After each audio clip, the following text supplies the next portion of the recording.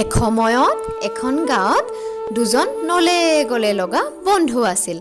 বন্ধু দুজনৰ কোনো সময়তে এৰা এৰি হোৱা নাছিল।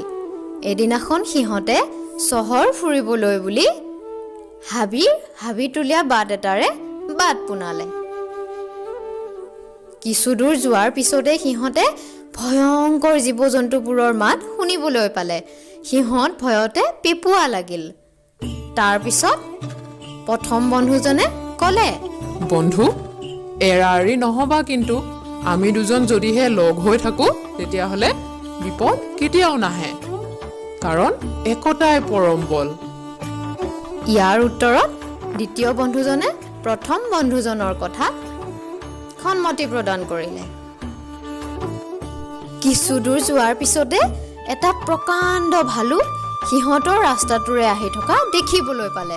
ভালুকটো দেখাৰ লগে লগে প্ৰথম বন্ধুজনে দৌৰি গৈ গছত উঠিলেগৈ।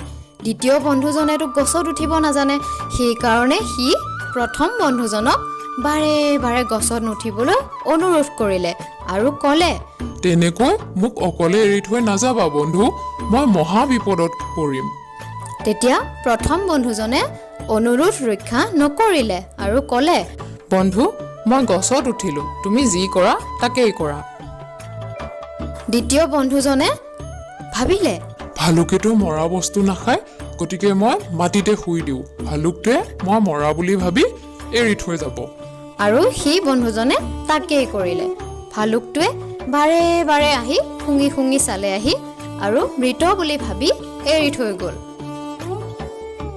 ভালুকটো যোৱাৰ পিছত প্ৰথমজন বন্ধু গছৰ পৰা নামি আহিল আৰু তাৰ দ্বিতীয় বন্ধুজনক সুধিলে, বন্ধু, তোমাক ভালুকটোৱে কাণে কাণে কি ক'লেনো? তাৰ উত্তৰত দ্বিতীয় বন্ধুজনে ক'লে, মোক ভালুকটোৱে এইটো কথাকে ক'লে যে যি বন্ধুৱে বিপদত আন এজনক এৰি থৈ যায় তেওঁ অবিশ্বাসী, গতিকে তেওঁৰ লগত বন্ধুত্ব কৰাটো অজ্ঞানীৰ কাম।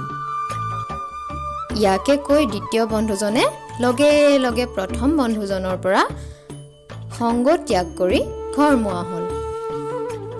মৰমৰ অকণিহঁত, আমি এই সাধুটোৰ পৰা ইয়াকে শিকিলোঁ যে বিপদৰ বন্ধুহে প্ৰকৃত বন্ধু। বিপদৰ সময়ত যদি বন্ধু হৈ এজনে আন এজনৰ কামত আহিব পাৰে আৰু একেলগে সাহসিকতাৰে বিপদটো আঁতৰাবলৈ চেষ্টা কৰিব বিচাৰে, তেতিয়াহ'লে বিপদ সোনকালে আঁতৰ হয়। তেনেহ'লে আজিলৈ ইমানেই অকণিহঁত। পুনৰ এটা ভিডিঅ' তোমালোকৰ মাজলৈ লৈ আহিম, তোমালোকে চাই থাকিবা দেই।